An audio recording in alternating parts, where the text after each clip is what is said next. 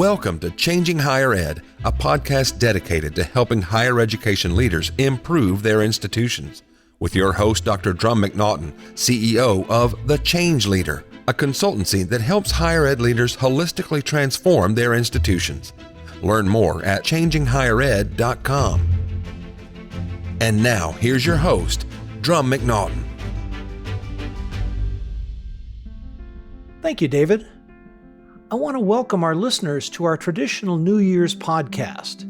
This being the first podcast of 2023, we're going to continue our tradition where we look at the previous year in higher ed and we get out the crystal ball for prognostications for 2023. Helping me with this again is TCL's Deb Maue, our marketing and positioning expert, who will again be putting me on the hot seat. And just a heads up for our listeners, this session goes on a bit longer than our usual 30 to 40 minutes, but 2022 was a consequential year for higher education, and we want to treat it as such. Deb, welcome back. It is our annual end of the year. Oh my gosh. I'm delighted to be here. I say this every year, but I can't believe that we're here already at the end of the year. It just went so fast. I know. I mean, just last year we were talking about pandemic stuff, and now we're talking about a triple-demic. Right. The more things change, the more they stay the same. Exactly. And so I'm going to turn over the host duties to you as I always do. And shall we get started? Yes. Well, I'm delighted to be here, and I'm anxious for this conversation. It'll be so interesting. There have been so many interesting things that have happened in the world of higher education this year. But as you know, I always love to start off talking about last year's predictions and grade you on how you did on your predictions for the year. So I'm going to go through the list and we'll talk about how you did. How's that sound? If we have to. Just looking down this list, I think you did pretty well. So the first one was college enrollment will continue declining. Yeah, it certainly has. We'll talk about this more during the program, but unfortunately, it has continued to decline, and it's going to continue to decline, especially with the enrollment cliff, which is coming up. I mean, the Right. demographics for that are pretty scary. 15% less college-ready, college-age students. That's a scary stat. Yeah. And we're feeling that at my institution. We're feeling the impact of the declining community college enrollment because so much of our population is transfer students, and that community college population has declined about 15% between 2019 and 2022. So that's a real pain point now. Mm-hmm. All right, the next one is more hybrid and fully online models will emerge at colleges and universities. And they certainly are. I don't think we're seeing many institutions go fully online like we did in the beginning of the pandemic, but those institutions who did go online, most of them, I'd say probably 75%, are leaving that online option in place, and they're making it more hybrid. So yes, that is a definite thing. And I think we're going to see more and more of that going forward. Yeah. I think at the beginning of the pandemic, there were a lot of questions about whether students were going to like remote or hybrid. And I think what we're finding is that a lot of students really do, and they don't want to go back to full-time classroom. It reflects the job markets right now. Mm-hmm. Nobody wants to go back to work full-time in an office. True. So I think it's very reflective of society. Mm-hmm. True. All right, check on that one. Next one is there will continue to be more traditional higher education institutions instead of online institutions, but many will begin offering more certificates, badges, stackable certificates, and micro-credentials. Oh, big time. We are seeing more certificates, stackable, micro-credentials, that type of thing. We are going to see more and more institutions going to that. We just recently had a guest who's talking about that type of thing. And yeah, we're going to see a lot more of it coming up. There's a credibility issue with that though, is you can go back and you can get all these certificates and whatnot. One, how do you represent what the actual learning is? And second, who is providing the teaching of that? Is it going to be recognized? Yeah, if Google does it, of course, it's going to get recognized. Amazon Web Services, yes. MIT, yes. But if Podunk University does it, will it get recognized? That's a question still to be answered. Yes, agreed. More partnerships with industry will emerge to ensure that new graduates are ready for the workforce. I am definitely seeing this. Institutions are realizing that the purpose of higher education is changing. It was always for the public good. We'll talk more about this in a bit. But whereas it was always for the public good, now it's preparing graduates to enter the workforce. That should have been a secondary the whole way along. And it really was, but there's far more emphasis on that. In line with that, we're seeing more institutions with internships, work study programs, et cetera, et cetera.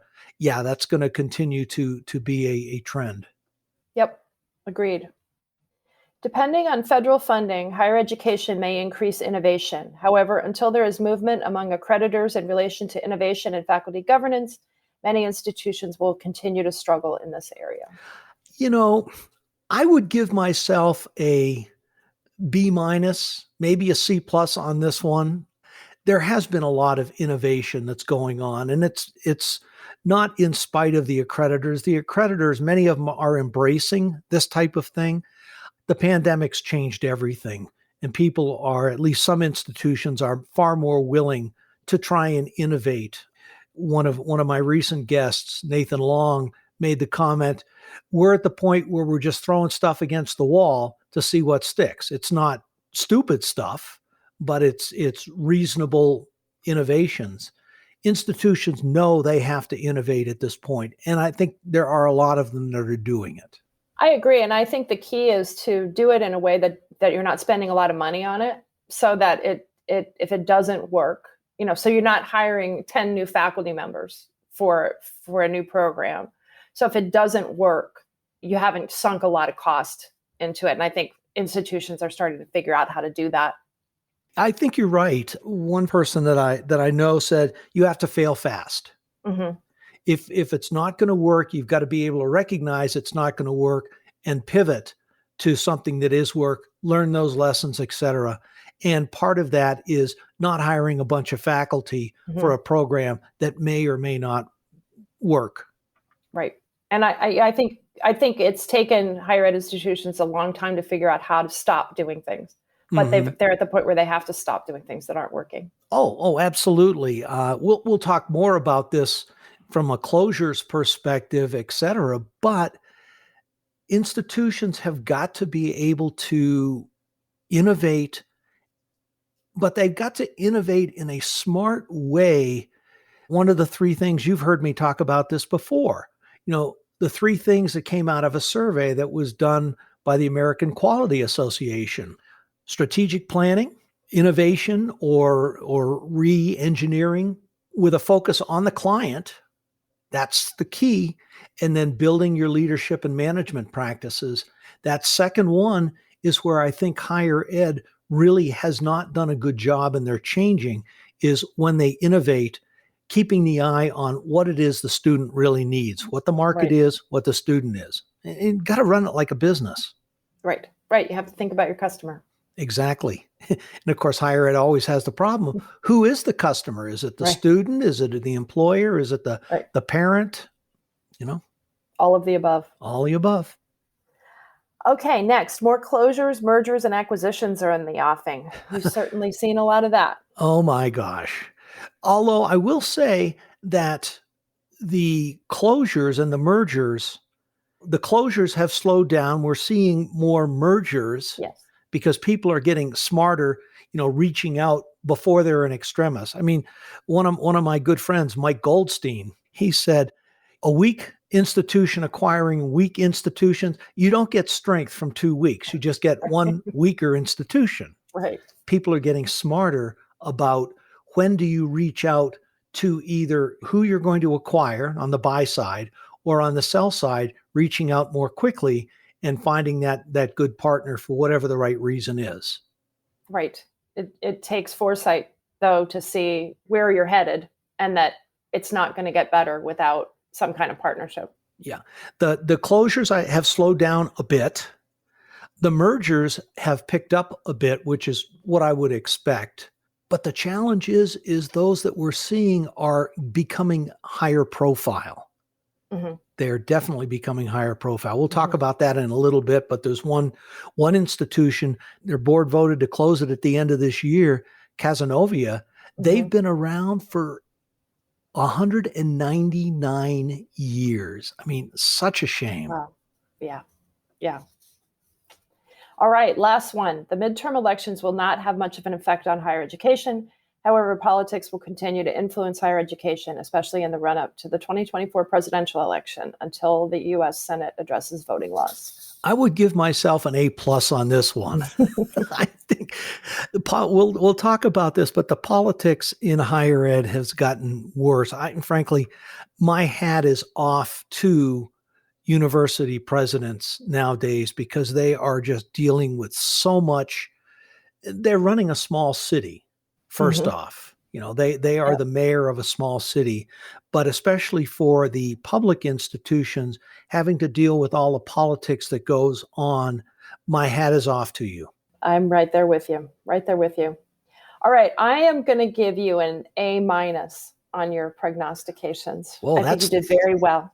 That is the best that you've ever given me. You're becoming a much easier grader, Deb. Becoming a softie. All right, let's talk about where we are now and looking forward to 2023. So one of the things that I'm seeing on our campus is continued effects of COVID, not from people getting sick anymore, but the longer term effects on things like mental health, stress. What are you seeing in that area? I am seeing those same things. And I'm really glad you're starting with students because the whole purpose of higher ed is to help students transform. And the COVID, I'll go back to what my friend Gordon Gee said. COVID has accelerated needed changes in higher education by a decade or more. And that's what we've seen. But there's a downside with it. Student mental health, faculty mental health, staff mental health is becoming far more prevalent, issues are becoming more prevalent and far more focus is being put on it. There was a recent study by Lumina Gallup talking about mental health, and they found that 71% of associates and bachelor degree students considered leaving college and indicated that stress was the reason. This is huge. I mean, this is a 30 percentage point increase since the last report 2 years ago. And it's the number one reason that students cite when they're thinking about dropping out. I mean, that in itself ought to be the motivation for folks to be looking at this.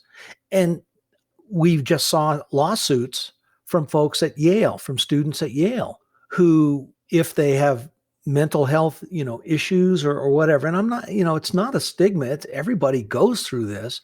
But if the student has this, Yale has them drop out or something like that, but they must reapply to get back in. I mean, to have a lawsuit over this, I mean, it's becoming that student mental health is becoming everybody's business. It really is. That's so critical. Agreed. We're seeing increased use of our wellness center for mental health issues. We're seeing increased numbers of reports. We call them BIT reports of faculty who are concerned about student behavior. So we're certainly seeing this on our campus. One institution that I know, in talking with their students, the students said, yes, if I reach out for counseling or whatnot, I can't get anything for 2 weeks. And that's telehealth. Telehealth, right. And, 2 weeks, I mean, a crisis has already happened at that point.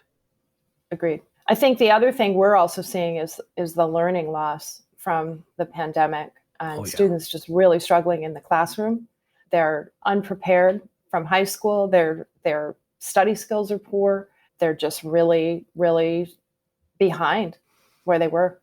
I've heard this from faculty members as well. They basically saying these kids lost 2 years of learning coming in. And that's serious. Not only are they missing that learning, there is that emotional interaction that they typically have, the maturity levels.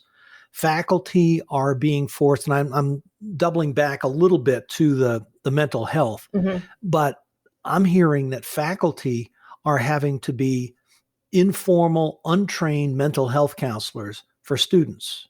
It's a generational thing that when folks being raised in the social media environments, they're more open with their issues than previous generations were. So when a faculty member says, "So how are you doing?" the student is far more open to telling them exactly how they're doing. And the faculty member is kind of thinking, okay, what do I do with this now? Right. So Right. we've got to be training faculty members on, how do you take care of these things? Who do you refer students to, et cetera, et cetera. And I'm not sure that kind of training is happening frequently enough. Right. From a learning loss, that's, some researchers from Harvard and Stanford looked at public school districts in 29 states, and they found that the learning loss was even larger for those people from lower economic status. So they termed it poverty played an even bigger role. And the poverty rate was, and I'm quoting, the poverty rate is very predictive of how much you lost. I mean, that is scary. That's really scary.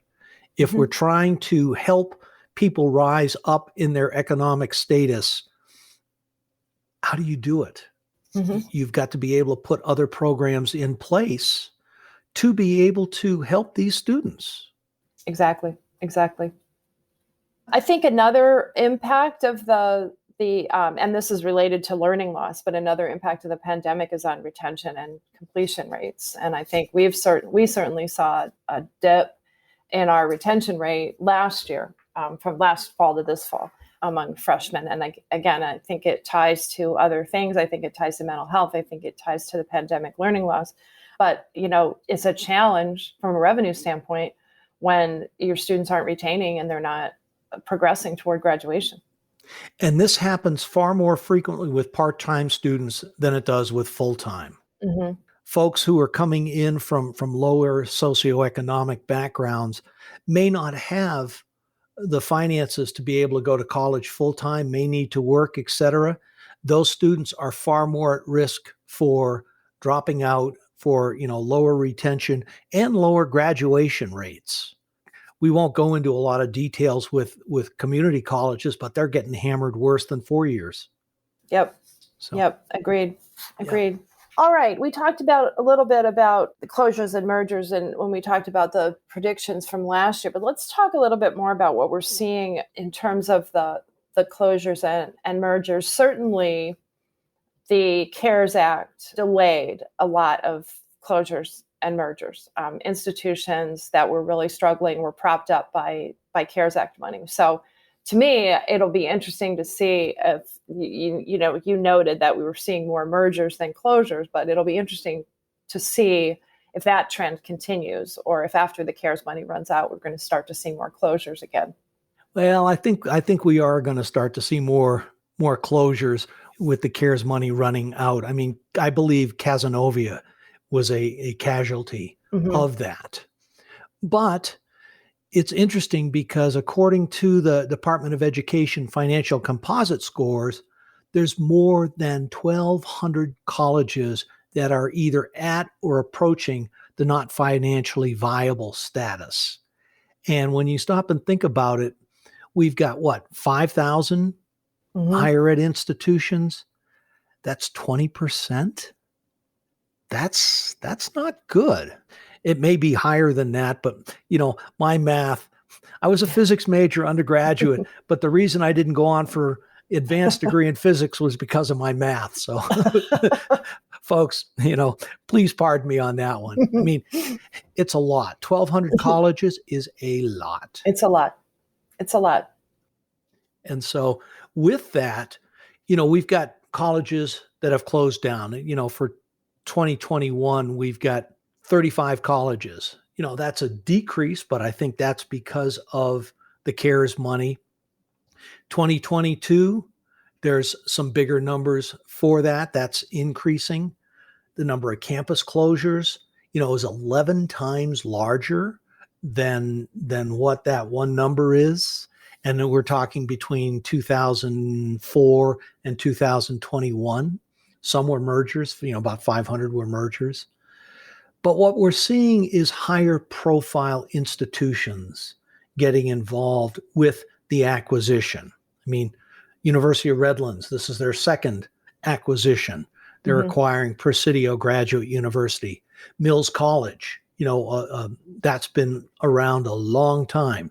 That was absorbed by Northeastern.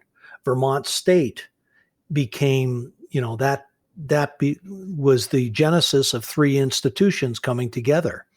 Montclair State, St. Joseph's University, Wisconsin, and community colleges, even trying to bring those together. And then you've got one from the place where you work, Aurora. Mm-hmm.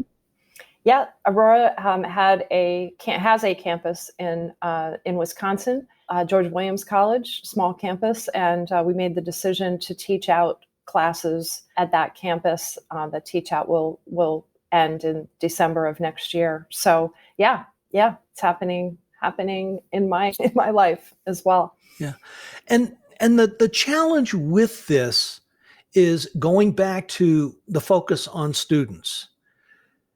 The consequences of a campus being closed are enormous for students.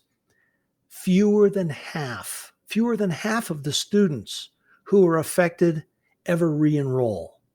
People, especially in the for-profit folks, they complain about, oh, you're targeting us, etc. No, it's not that we're targeting you. We're trying to look out for what's in the best interest of students. Somebody told me a long time ago, the most expensive degree a student is ever going to get is the one that they don't complete.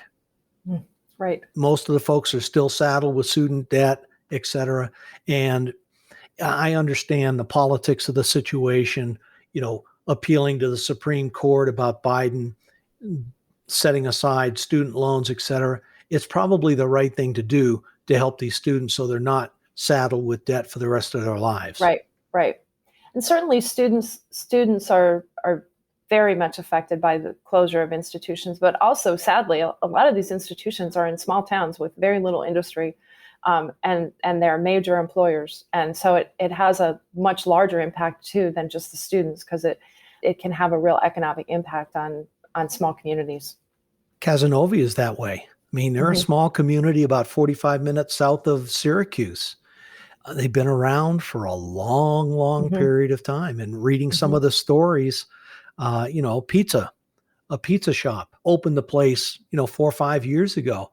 And about 25% of his customers are students. He says it'll be fine, but I mean, 25% of your customers, that's a serious chunk of change.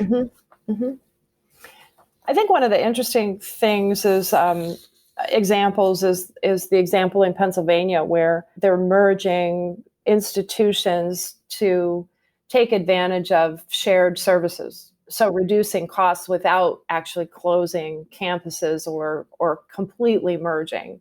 I think it's an interesting model, and I think it'll be interesting to see if other states or other institutions try similar things. I think we're going to see more and more of that. Pennsylvania is kind of a unique situation. The PASHE system has a lot of higher ed institutions underneath 14. it. Yeah, 14. Quite a few. And that was after they've merged the 3 campuses in the West and 3 campuses in the East into two distinct universities. So, and Pennsylvania doesn't fund higher ed. Right. very high. Right. So they've had to do these mergers.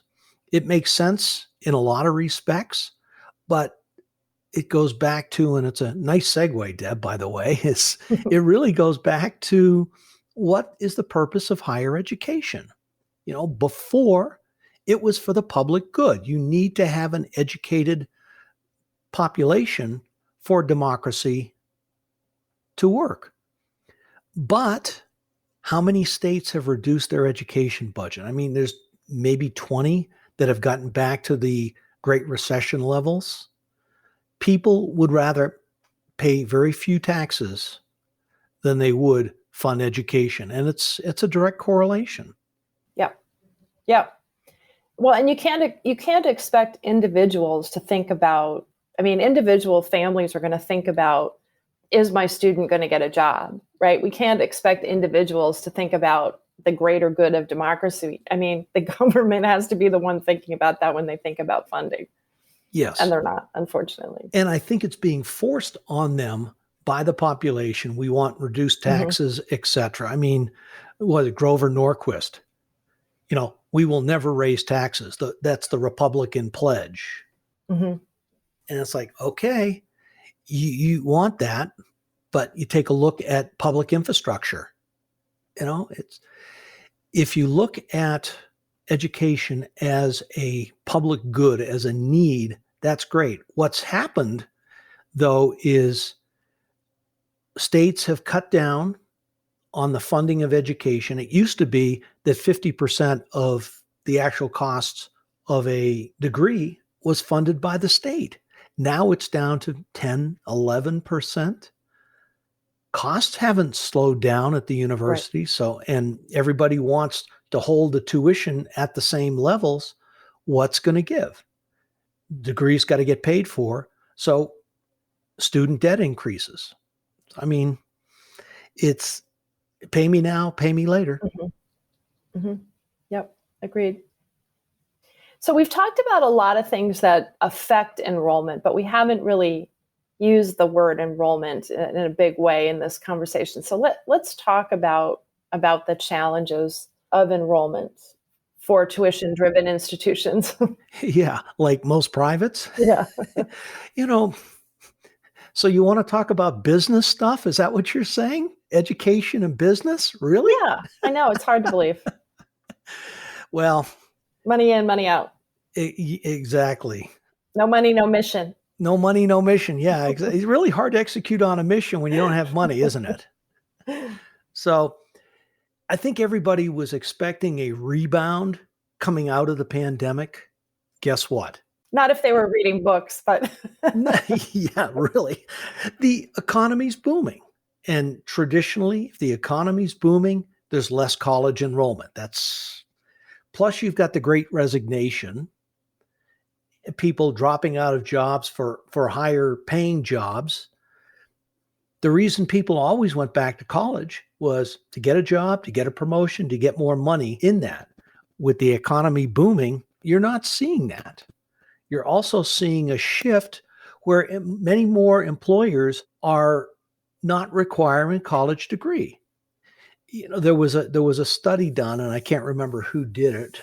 My apologies to whoever did the study. It might have been Babson, because they do a lot of really good stuff. At the beginning of the pandemic, 46% of all jobs required a degree. In November, just last month, 41%. So, that's 5%. That's huge. That is. And the employers, state of Maryland does no longer require a college degree for many jobs. Google, Delta Airlines, IBM. There's quite a list. What they're doing is they're shifting the focus to more skills and experience versus a degree, which is one reason why I'm telling my clients, if you're not focused on giving your students, your graduates, work experience during their degree, whether it be internships, paid internships, work study type things, then you're doing your students a disservice. Even you talk about the shift in not requiring a degree, even on our campus where we've experience the great resignation like everywhere else. When we have open jobs, our HR department is pushing us to say, does this person really need to have a degree? And we're a higher ed institution, So it's happening. Those conversations are happening everywhere. And you're right. We have to give students work experience before they graduate to improve the value of the degree. Mm-hmm. We just have to. Yeah. It's interesting too, because we've got the enrollment cliff coming up. We mentioned this at the beginning of the podcast. The prediction, a common prediction, is that the number of college age students, those folks graduating from high school, is going to drop by more than 15% beginning in 2025. This is a direct reflection of the Great Recession, back 2007, right. 2008, folks stopped having kids. Right. And the thing is that's a national prediction. It's already happening in the Midwest and the Northeast. I mean, it's already the enrollment cliff is here in the Midwest. I mean, yeah, because the population was already declining. Mm-hmm. I mean, Indiana, they've cut back on their state funding, and their students are going out of state because the states around them are saying, yeah, we'll give you in-state tuition. They've lost almost 9,000 students. Mm-hmm. I mean, that's huge. Mm-hmm. That's been happening in Illinois for a long time. Mm-hmm. Yeah. Yeah. The Indiana Commission for Higher Education says it's because the Indiana kids are no longer pursuing college degrees. No, that's not it. Right. They're still attending college, but they're going out of state. They're not going to Indiana. Right. And it gets back to what you talked about before. The reduced government funding means that the public institutions have to generate more revenue from enrollment. How do you do that? You get more students from out of state, who will pay more. Mm-hmm. Exactly. Or you'll offer them in-state tuition. Right. So, it's a thing. What people are not thinking about this is this decrease in students within a state, this graduates, could have huge decade-long consequences for a state's economy. I mean, you gotta think long game here. You've got to have an educated public. Right. And not only are you losing the tuition revenue from those students, they probably won't come back. So they'll get a job somewhere else. Yeah, exactly. Well, that helps you guys. You can give continuing education to them up there, no problem. Yeah, exactly. It's a mess. And yeah. It's a mess. I'm not going to go any further than that. Come on, people. With a capital M.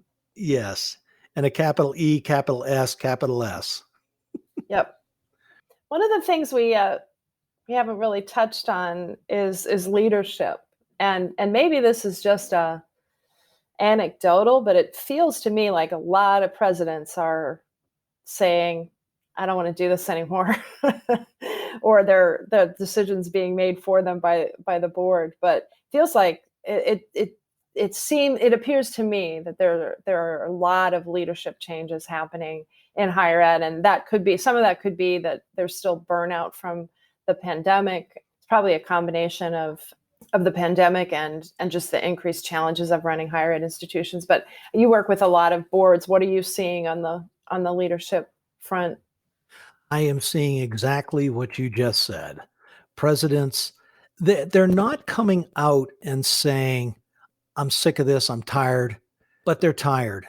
The pandemic took a lot out of presidents. And I think there were a lot of folks who were going to retire, but they didn't want to leave their institution during the pandemic. And thank you for those of you who made that decision, because you knew leaving in the pandemic would really hurt your institution. That shows incredible loyalty to your institution as well as your profession. Having said that, we're starting to see major turnover.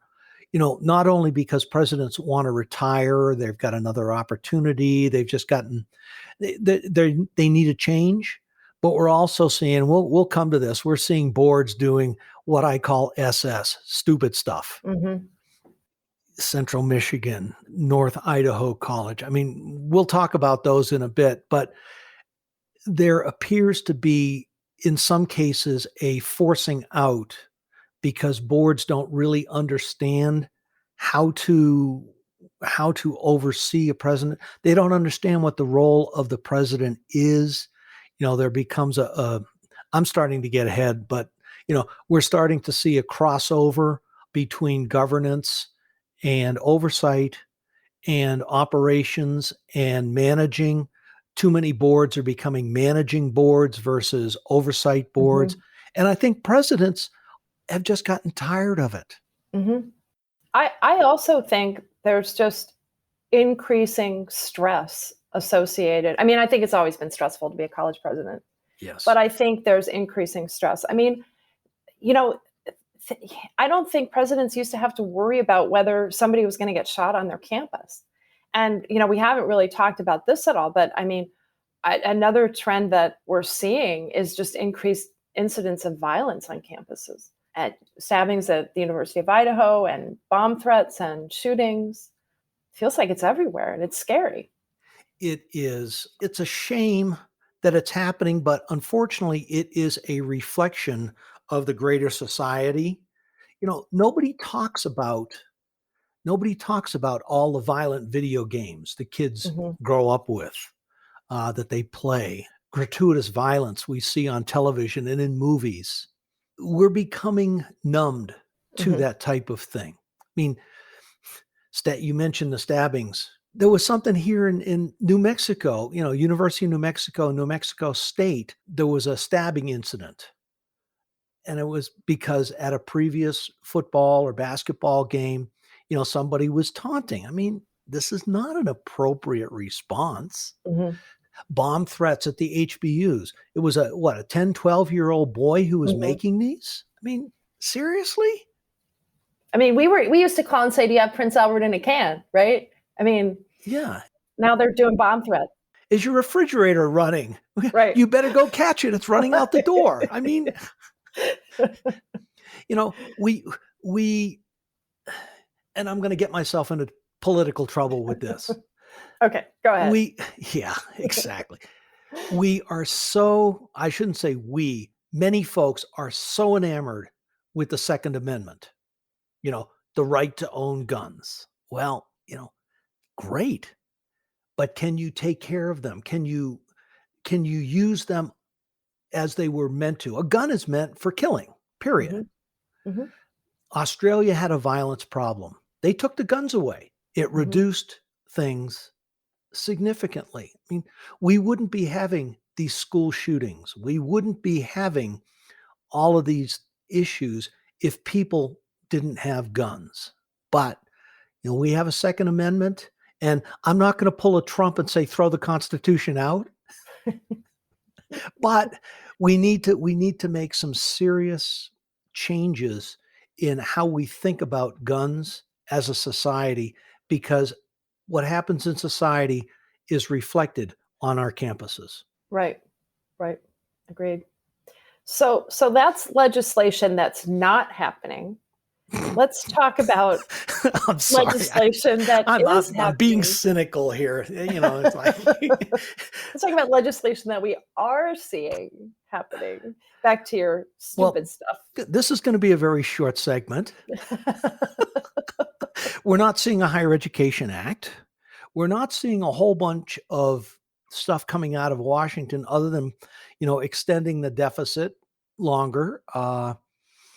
We are seeing we've seen changes in FAFSA, which is good. Mm-hmm. And Mm-hmm. we're going to see some more in that. We're seeing the Common App, which is, I think, really good. I mean, your institution signed up for that. We did. This is our first year in the Common App, and it's great. We love it. Mm-hmm. Applications are up, and the process is streamlined. I mean, because we get transcripts and we get information immediately. We can make admission decisions overnight. It's great.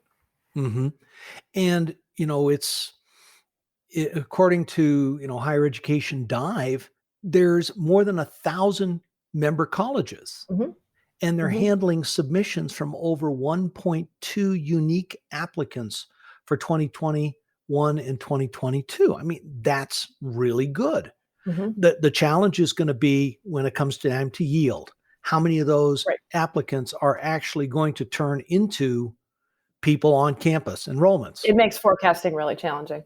The It first year, does. at least, Yeah. first couple of years. Yeah. But Mhm. but what it does is it also changes your marketing funnel, Mhm. because you're using a common app and you may not need to put in as much money in attracting initial applicants. What you need to do is start doing the marketing to those who have actually applied via the common app to get them to increase your Get yield. So it's a Yeah. different Get them to campus. Yeah. get them to Mhm. campus. It's a different conversation. Mhm. One thing that I'm seeing very successfully is getting faculty members involved in the recruiting of students. Faculty have always said, not interested, this is not my job description, etc. Except that when you stop and think about it from a student perspective, a graduate's perspective, do you remember the counselors that you had, your enrollment counselors, your advisors? No, you remember your Mhm. faculty. Get that relationship started early with your faculty members. It will pay dividends for your Mhm. enrollment. And I'm very grateful to our faculty members because they are very engaged in recruiting and always have been and are great. So Yeah, very, very fortunate for that. I would say so. All right, you want to talk about crazy stuff that we're seeing in Florida? Not yet.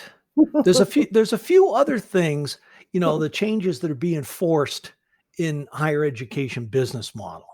Okay. I'm seeing a lot of folks out there doing tuition resets, Mm-hmm. which in some cases it makes a whole lot of sense.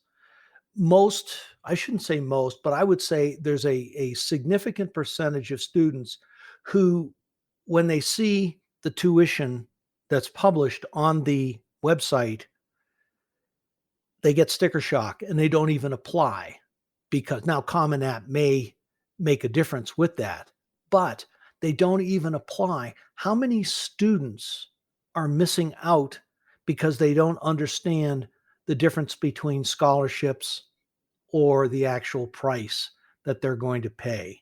I would suggest there's a significant amount with that. I think it's challenging. I hear you about tuition resets, and I know that there are a lot of institutions trying them. I think that the challenge is that you have different populations of families. You have families who are not educated about higher education and how it works. They tend to be first generation, they tend to be lower income, and they look at the sticker price and they are more concerned about the actual price that they're going to pay.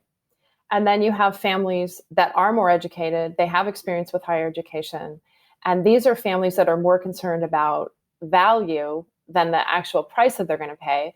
And they are concerned about the level of scholarship that their student is going to get. And they see the scholarship as an award to their student for good performance and to a large extent for their own performance as parents. And so the challenge with tuition reset is that it limits the scholarship levels that you can give. And so if you're trying to go after different populations of families and this mix of educated, families who are knowledgeable about higher ed and families who aren't, it's challenging because it limits that scholarship that you can give to those families who can pay more. It's to complicate. I mean, higher ed is complicated on every level, but it's just one of those things that's really complicated about higher ed. But why can't it be simpler? It makes so much more sense. And I think this is one of the things that Virginia Fox, the Republican lead on the House Education Committee, I, I Mm-hmm. can't I can't remember the exact title. My apologies. I'm Sorry. not a We know political what you mean. person. Yeah, thanks. Mhm. She wants to make it to where all colleges have to publish what the actual rate a student would pay. I mean, you and I have had conversations that a student, when they apply, they don't know until they're accepted how much of a scholarship they're going to get. That's going to chase students away. Right. Well, and to me, the solution there is having a robust net price calculator, very prominent on your website that you drive students to. I mean, everybody has to have a net price calculator, but most institutions hide it. They don't encourage students to use it, and it's not very good, right? Yeah. But if you have a really good net price calculator and students know about it, they can come and they plug in a few pieces of information that they know if they've done the FAFSA, and they can get the exact number that they're going to pay. So to me, that's a solution that doesn't involve the putting yourself in a box that a tuition reset does. Mm-hmm. I think the only thing that helps from not doing a tuition reset is when you bring in out-of-state or international students who Mhm. are paying the full boat. Mhm. That can certainly offset a number of students. Right. Is that fair? That's the thing. It used to be the reason you'd have a difference between your out-of-state and your in-state tuition. And, we're not talking privates, we're really talking publics at this Right. point. Mhm. The reason you'd have the difference because the states were providing so much financial incentives, financial support to universities based on taxes that are paid.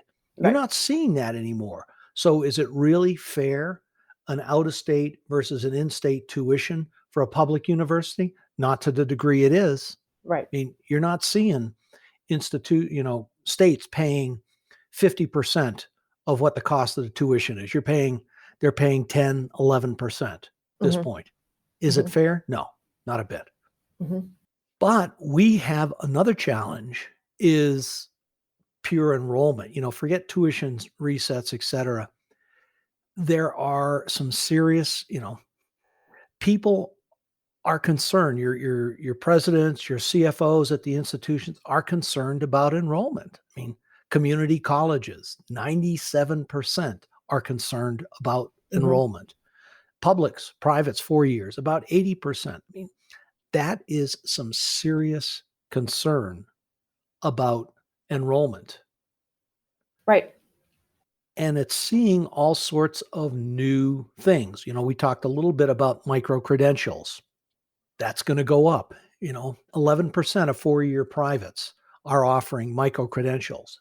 But, the survey that came out is saying they're expecting 38% who say they're going to. I mean, this is a new way of thinking about what colleges need to be offering. Right. Innovation. Right. The other side of it, so historically, it's always been about growth. How do we get more students than we had last year? The other way to look at it and to solve the problem is to say, what does it look like if we're smaller? How do we get smaller and still have a balanced budget? And institutions are going to have to do that because there aren't enough students. There just aren't enough students to go around that everyone can get bigger. You're absolutely right. Higher ed is a mature to declining market. There's more supply than there is people to come to college, and it's going to get worse. So that's part of the reason we're seeing the mergers, the acquisitions, the closures. There are demographics out there. You've got how many students have you got that dropped out? I mean, 39 million. I mean, that's a big thing. Why did they drop out? What services are you going to have to provide to attract those? I mean, one of my favorite stories is Russell Lowry Hart at Amarillo College. And we've talked about this before. At spring term, he had 99 of his students go homeless. I mean, that's a lot of students during one term. Only one dropped out because they had created the social services network by leveraging what's on the outside to make sure that everybody was taken care of. I mean, these are the kind of services that you have to provide. And higher ed has never had to do that before. So it's figuring out how to do it effectively. It's a challenge. Exactly. Yeah. Other recruiting strategies that folks are doing is they're working with their alumni to improve their outreach.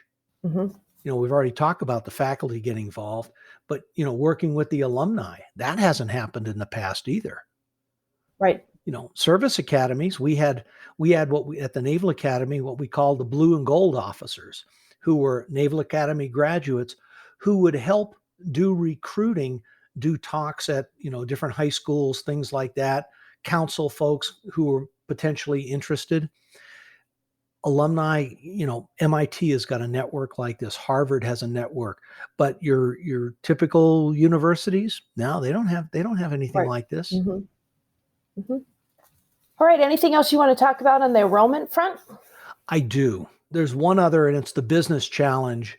It really has to do with something you mentioned earlier, the shared services. Mm-hmm. We are seeing far more institutions moving to shared services. I mean, in Boston, they've got one. Pennsylvania State Mm-hmm. System for Higher Education, they're doing it. New Mexico is actually doing it. Iowa community colleges. You've got providers who are out there doing these things as well. I mean, TCS Education System is leading this, core education, campus work. I mean, there's a lot of institutions who are out there doing this. Why is it that every, quote, city, i.e. university, has to have its own registrar functions, their own Right. back end functions? Why can't they share these services among other institutions? It makes no sense, and it is a simple way to cut down on the amount of outlay, your cash flow every month, if you can share these. Well, and to go even further, not every institution has to offer English 101. Exactly. I mean, you see that with Goodwin and University of Bridgeport. They're sharing programs. There's other institutions who are sharing programs. You need a particular course that's not being offered here, go there. Right. So you don't have to fully merge to take advantage of those kinds of things. Exactly. And to me, that makes a lot more sense than having to go through the cost and expense of a merger. But, it takes a different mindset to be able to think of these things. Okay, now I'm done with it. Okay. All right. Do you want to talk about stupid stuff that state legislatures are doing? Not really, but I think we need to. What are you seeing? Oh, well, Florida, unfortunately, Florida. I feel sorry. It's Florida last year, or I guess it was, in 2021, they got very upset because Sachs, their accreditor, came out and raised a question about how they were operating their institution because they denied professors initially from testifying in a legal case that was challenging voting right restriction. They changed course, but the Florida legislature and their governor got very upset. So they legislated a rule which requires state institutions to change accreditors. You cannot reaccredit with another one. This was targeted specifically at Sachs, but it's stupid. I'm sorry. I don't know any other way of saying it, that it's stupid. I'll probably never get any more business in Florida because of this. But, it costs an institution a lot of money and a lot of time to go through reaccreditation. Each accreditor, and now they're all accreditor or accreditation agencies. They're not regionals versus national, whatever. Each one, whereas they may be looking at basically the same things, there are nuances on how they want you to approach it. So what Florida has done is, we're all going to go to HLC instead of Sachs. I don't know why they're going to HLC, maybe because they think they can, it's easier to get through. But I know the folks at HLC, and it's no easier. I mean, most institutions spend at least a year getting ready for an accreditation visit, making We sure just spent a year and a half. Yeah. And that's more typical. I know institutions that that don't spend that amount of time, but a year to a year and a half is normal. Mm-hmm. You completely disrupt your faculty, your administration, everybody who's involved with this because you didn't like the way your accreditor said you were not doing shared governance or academic freedom. I mean, seriously, folks, stupid stuff. SS. Yeah. SS. I will give Florida a kudo, though. Whether you like him or not, you agree with his politics. They brought on Senator Sassy as the University of Florida president. Instead of what Georgia did with Sonny Perdue and the system chancellor, Ben Sasse has his PhD, from Yale. He's been the president of another university, Midland University, before he was elected to the Senate. He knows how to run a higher ed institution. So, kudos to them. Yeah, they're paying him incredible money to do this, but he's got the creds to be able to do it and do it successfully.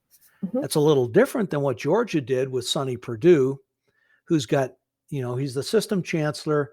He's got no higher ed leadership experience. And when he was governor, he decreased the funding for public education. And then on top of that was sued by the HBCUs in the state for underfunding them, and then supported reinstating a flag with a large Confederate symbol. Nice. I mean, yeah, classy.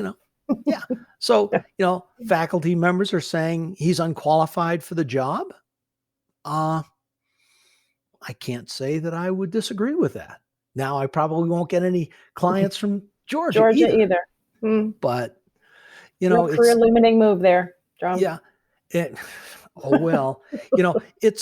It's challenging because we're in a society who would much rather throw rocks than make positive changes. That's true.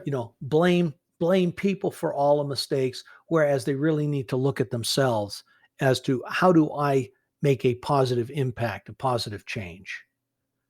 And until we get to that point, we're going to have everybody speak out about everything. I mean, going back to the university presidents, what I tell folks is everybody is a potential newspaper and press officer. Everybody's got a cell phone. They're going to videotape you. They're going to record you.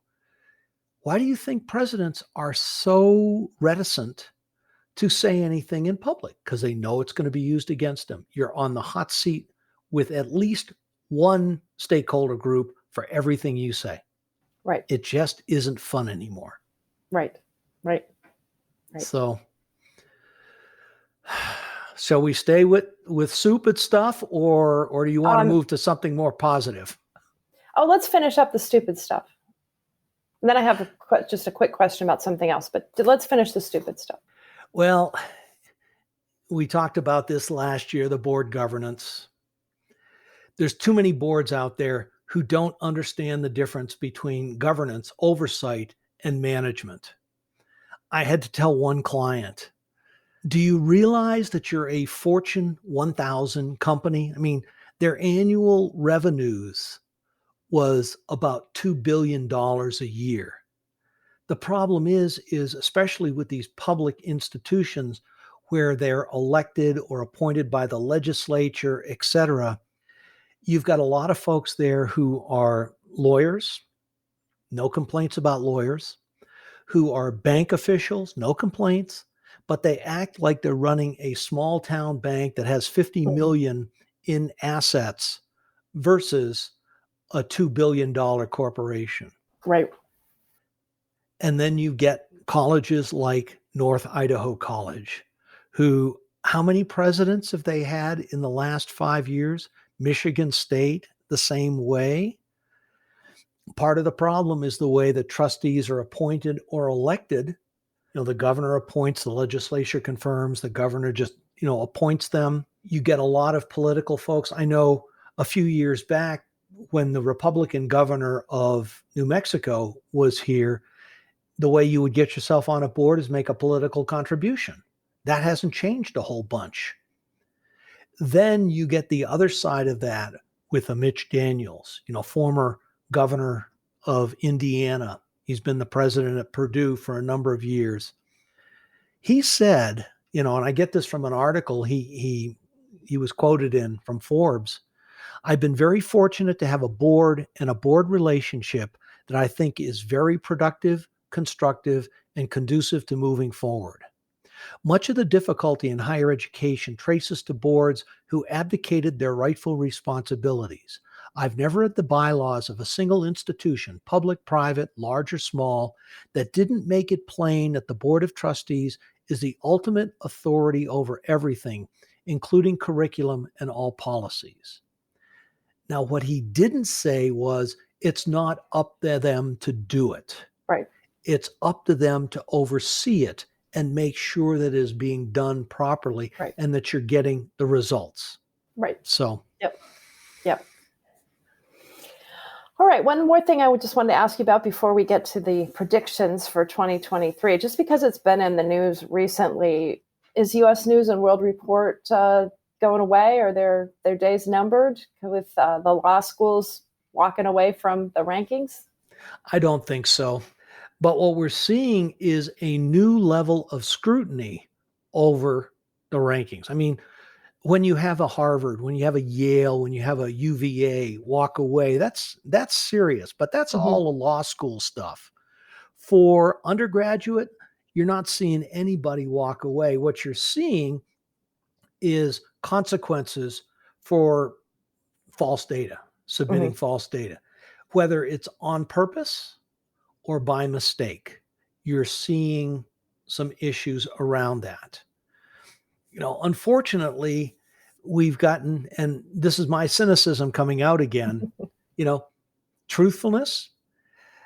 We learned from, what was the Merriam-Webster word of the year last year, 2 years ago? I think it was gaslighting, wasn't it? Something like that. Yeah.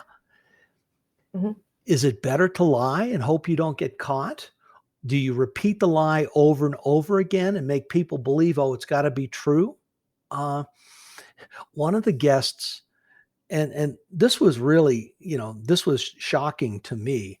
One of my guests was talking about doing job searches. ADP, the company ADP, do background searches. They found that 47%, I think it was 47, it may be something else, but I know it was a high number, of all resumes were not correct. Wow. That people had embellished on their resume to make themselves look better, etc. This comes down to a basic human trait of truthfulness, integrity. Those are the important things. That's what higher ed has always been known for.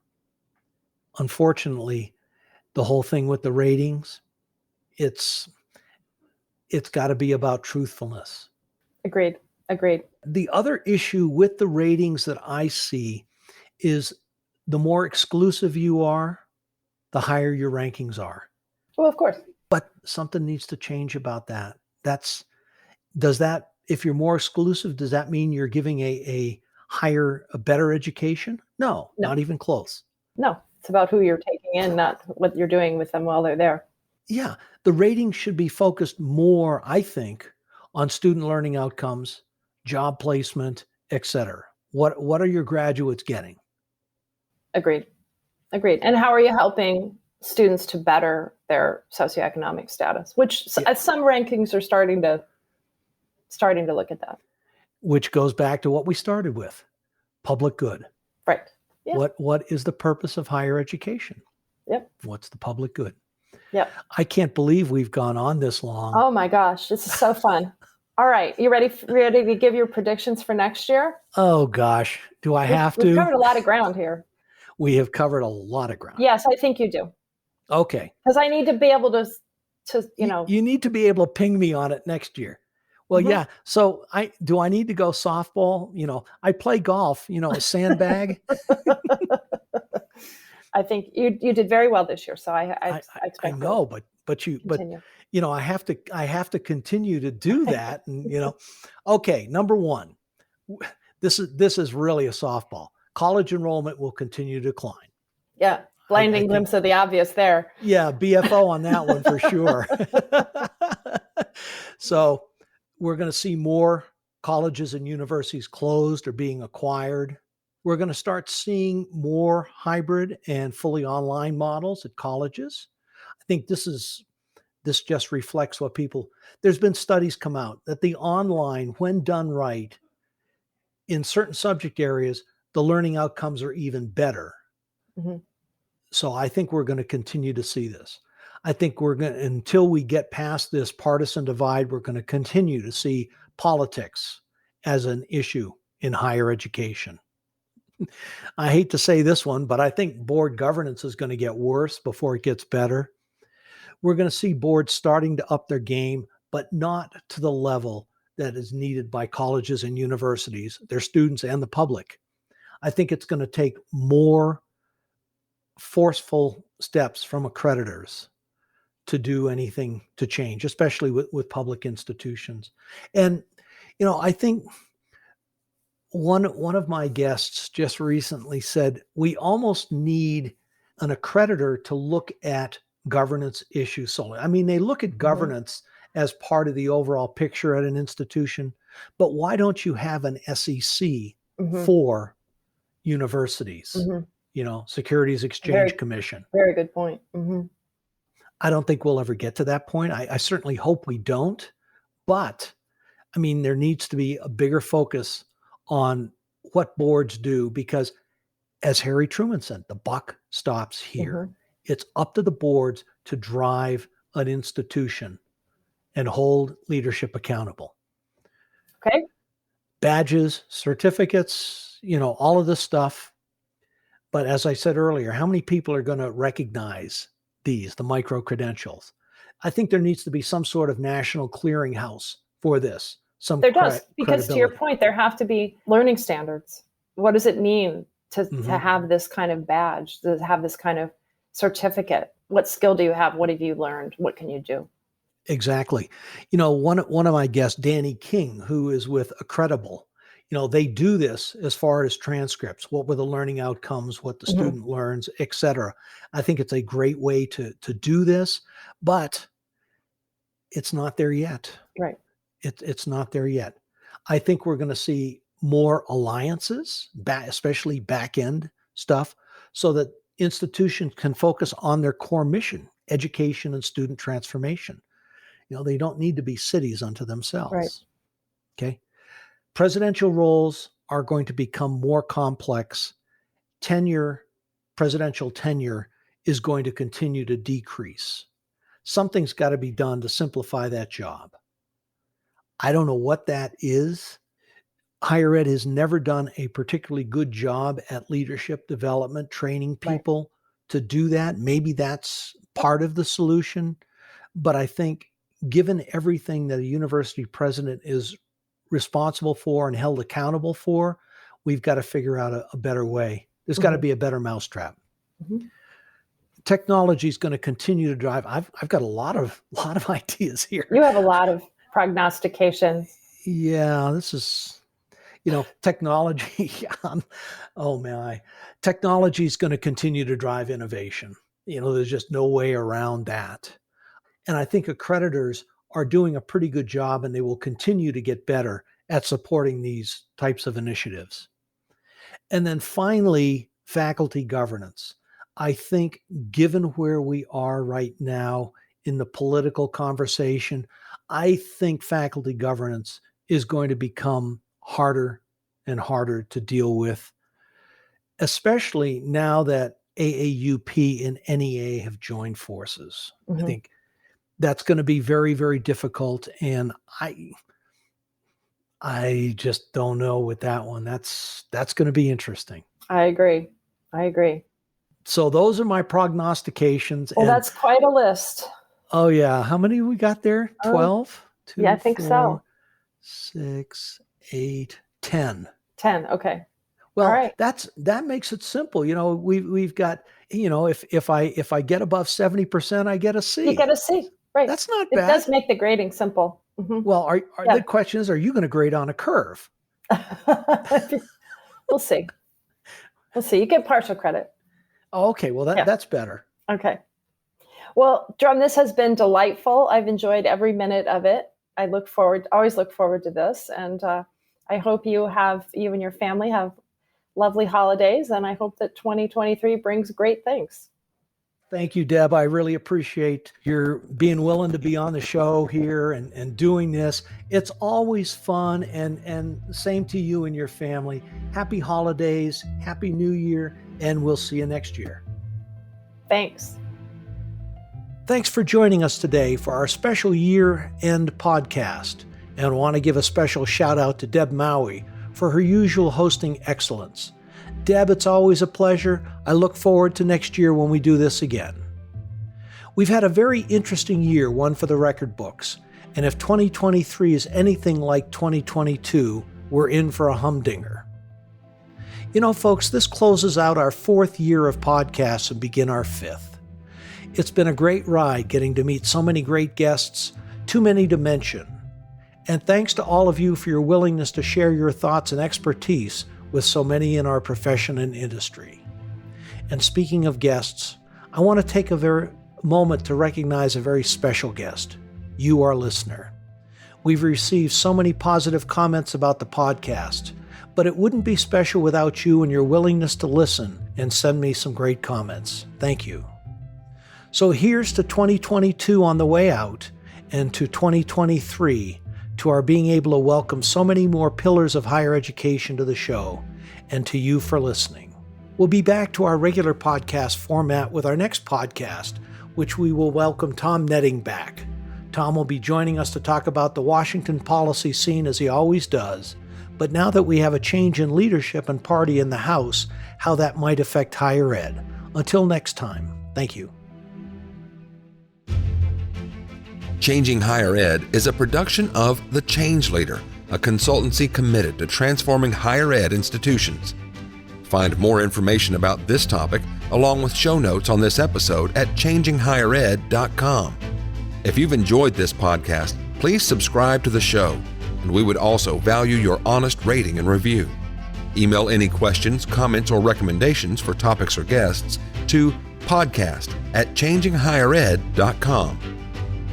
Changing Higher Ed is produced and hosted by Dr. Drumm McNaughton, post-production by David L. White.